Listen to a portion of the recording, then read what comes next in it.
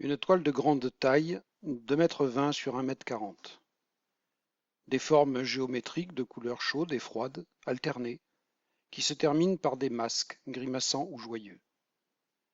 Ils convergent vers le centre inférieur du tableau, où un pianiste apparaît à contre-jour. Un contre-jour créé par une lumière, qui provient de l'arrière-plan et semble surgir vers l'avant par cercles concentriques. Le visage du pianiste est dans l'ombre, et reproduit les traits simplifiés des masques qui l'entourent. On compte au moins 5 mains et autant de bras qui parcourent le clavier du piano. Une arabesque bleue serpente de bas en haut du tableau en s'élargissant. Peut-être symbolise-t-elle la musique qui s'échappe du piano. Ce tableau, intitulé La Musica, date de 1911. Son auteur est Luigi Russolo, à la fois peintre et compositeur italien, mort en 1947. Il appartient au futurisme, un mouvement artistique italien, à la fois littéraire, pictural et musical. Ce mouvement exalte notamment en peinture la vitesse et le mouvement, et il cherche à valoriser la société moderne et industrielle, à une époque où naissent par exemple la voiture et l'aviation. Pour les artistes futuristes, il faudrait fermer tous les musées, qui ne sont que des conservatoires inutiles du passé. Le dynamisme moderne et la civilisation urbaine sont au centre des créations futuristes. Le paradoxe en peinture est que ces artistes futuristes doivent surmonter l'obstacle de la représentation du mouvement et de la vitesse sur une image fixe. Ici, Russolo multiplie les mains du pianiste pour créer cette impression de mouvement, tout comme Carlo Carra, dans son Cavalier rouge, reproduit son modèle à divers instants successifs de son déplacement dans l'espace. Le futurisme a traversé les frontières.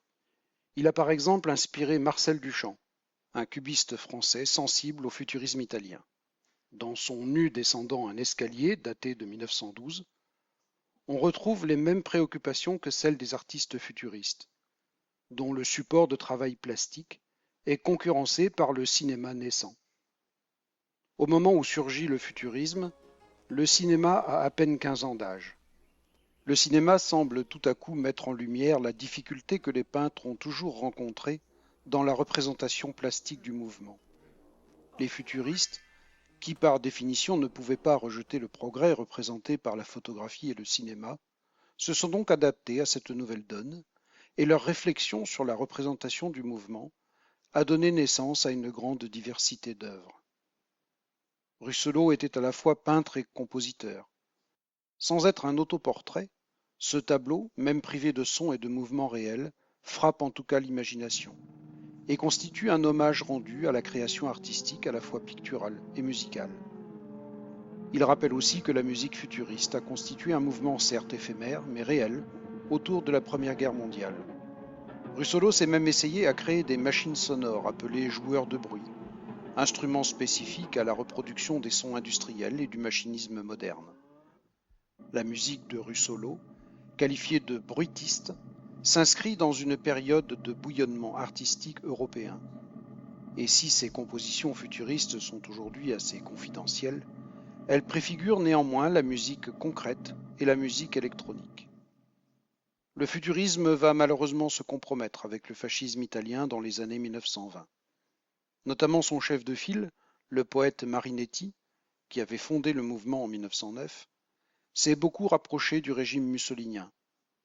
Russolo s'en est détaché en revanche, et sera même exclu du mouvement à une époque où le futurisme était devenu l'art officiel sous Mussolini. Le mouvement sombrera finalement avec la dictature. Il en reste cependant un patrimoine pictural important et une réflexion inépuisable sur la représentation du mouvement en peinture.